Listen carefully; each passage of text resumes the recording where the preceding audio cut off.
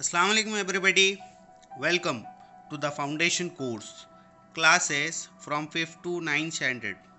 It is a part 10th of whole course. This is your teacher Syed Wasim sir.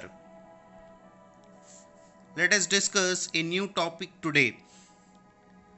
Locus. So what is locus? Locus is a collection of points.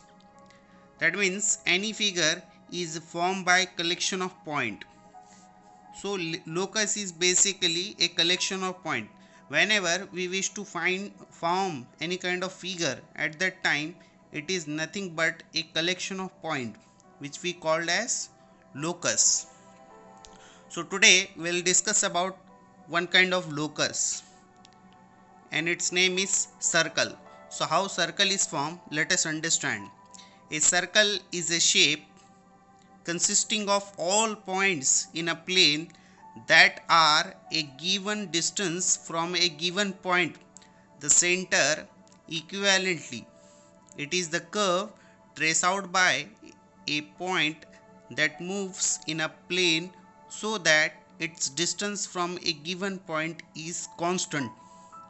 In other words, circle is a locus such that the distance from the center of a circle to its circumference is constant. That means if you wish to define a circle, to draw a circle we need one center. This is your center, and from this center to the circumference this distance should be constant.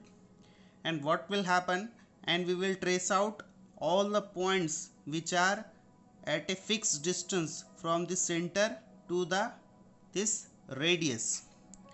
So in this way you may define the definition of circle. Now important components of a circle.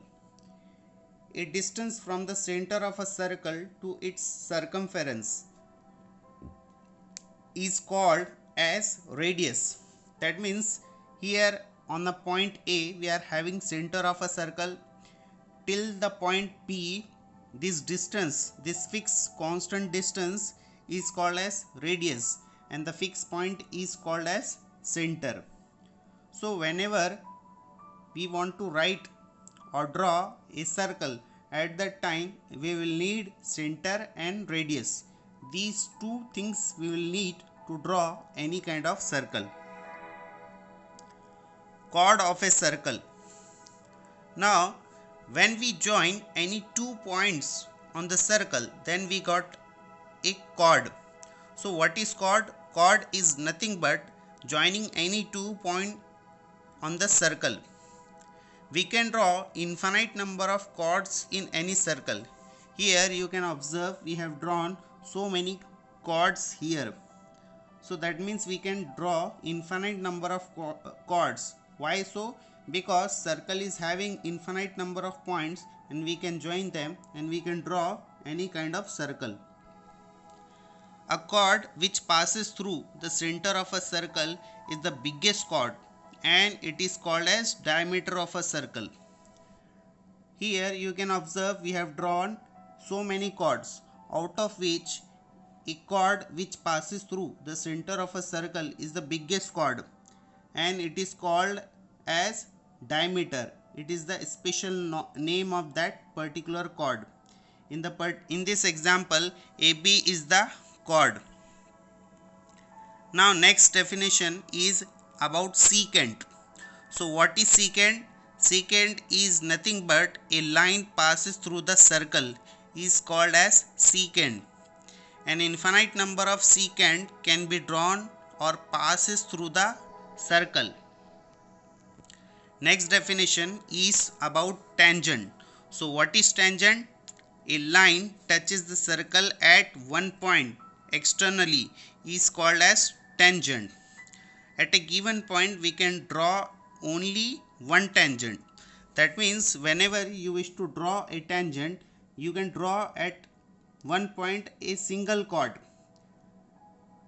So in this way you can define a chord, and chord and tangent touches the circle externally.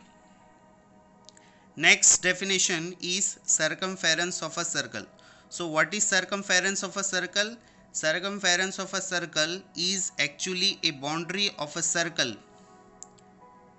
that we call circumference, and its formula is 2 pi r, where r is the radius and the value of pi is 22 upon 7, or we can take 3.14. Next is area of a circle. The region inside the circle is called as area, or the region inside included center and radius. So what is the concern about the internal region?